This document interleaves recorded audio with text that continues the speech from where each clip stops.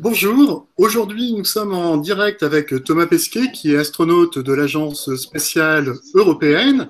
Il a 37 ans, il est le plus jeune astronaute européen et quand il s'envolera en 2016 à destination de la Station spatiale internationale, il deviendra alors le 10e astronaute français à aller dans l'espace. Et nous allons le retrouver immédiatement. Bonjour Thomas. Bonjour Noureddin. Plusieurs internautes m'ont posé des questions pour en savoir un peu plus sur votre parcours. Par exemple, il y a Michel Georges de GeoAdo qui me demande quelles sont les étapes à suivre pour devenir astronaute. Il faut être civil, engagé dans l'armée, scientifique, ingénieur spatial. C'est avoir trois choses qu'on peut trouver dans beaucoup de catégories de métiers, mais il faut ces trois choses, c'est important. La première, c'est un côté scientifique et technique, parce qu'évidemment, on évolue, nous, dans un monde, dans un milieu très, très scientifique, il faut pouvoir comprendre tout ça.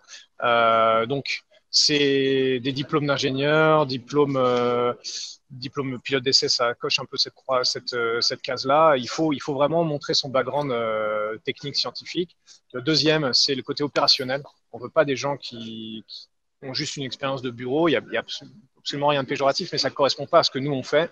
C'est pour ça qu'on aime bien les pilotes. C'est pour ça que les scientifiques qu'on choisit, c'est des gens qui sont allés au pôle Sud, qui sont allés sur des bateaux, sur des plateformes pétrolières, en Afrique, etc. On veut des gens qui soient allés sur le terrain, parce qu'ils vont avoir à mettre un peu leur vie en jeu à un moment. Donc, on veut des gens sur qui on peut compter dans ces conditions-là. Et puis, la troisième chose, c'est un profil international. Nous, on est l'Agence spatiale européenne. Donc, tous les jours, on travaille dans toutes les langues au sein de l'Europe. Et puis, encore plus international, parce qu'on travaille avec les Russes, les Américains, demain les Chinois. Donc, il faut ces trois choses-là, scientifique et technique, opérationnel, international. Il y a énormément de manières de les avoir, mais ces trois choses-là sont primordiales. Voilà. Et il y a du coup une autre question qui pourrait aller avec la précédente, c'est une internaute qui s'appelle Yuyu, qui a des problèmes de vue et d'asthme, et qui se demande donc si c'est rédhibitoire et si elle peut toujours envisager de devenir astronaute. Alors, je ne connais pas en détail les critères médicaux. Je sais qu'en général, il faut être en bonne santé. Est-ce que l'asthme, c'est disqualifiant? Je ne sais pas. On n'est pas des athlètes de haut niveau. On fait beaucoup de sport, mais on ne recherche pas la performance. On recherche plutôt la bonne santé générale, on va dire. Je sais que les causes majeures de disqualification au concours, ça peut être les problèmes d'yeux. Ça, c'est toujours un critère assez fondamental. Les problèmes cardiaques, évidemment, on ne veut pas envoyer des gens dans l'espace qui vont avoir des problèmes. Ça, c'est les deux plus grands problèmes, je crois. J'ai pas la liste en détail, mais je pense que ça doit être consultable sur le site de l'ESA. Il faut pas être un Superman physiquement, il faut être en bonne santé générale, être sportif, actif. En fait, ce que veut l'ESA, c'est pas envoyer des gens dans l'espace qui vont développer une pathologie qui va être obligé d'interrompre la mission parce que ça va coûter beaucoup d'argent, ça va être beaucoup de risques.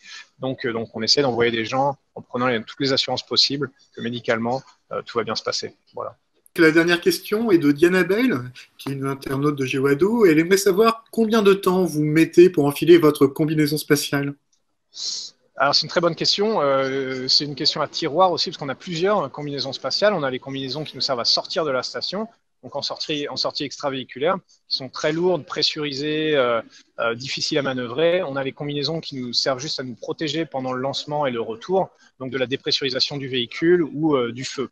Donc ces deux combinaisons ne sont pas les mêmes. Il y en a une qui pèse 200 kg, il y en a une qui pèse 10 kg. Donc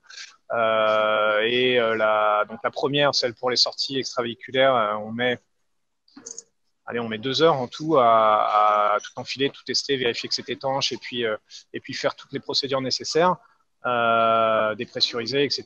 Et l'autre de 10 kilos, on va mettre, en cas d'urgence, il faut savoir l'enfiler en même pas 2 minutes. Même pas 2 minutes. S'il y a le feu dans la station et qu'il faut quitter la station et se précipiter dans le Soyouz, on a les procédures d'urgence, il faut savoir la mettre en 2 minutes avec un masque à oxygène sur le visage. Voilà. D'accord, c'est impressionnant. Mais ça n'arrivera pas.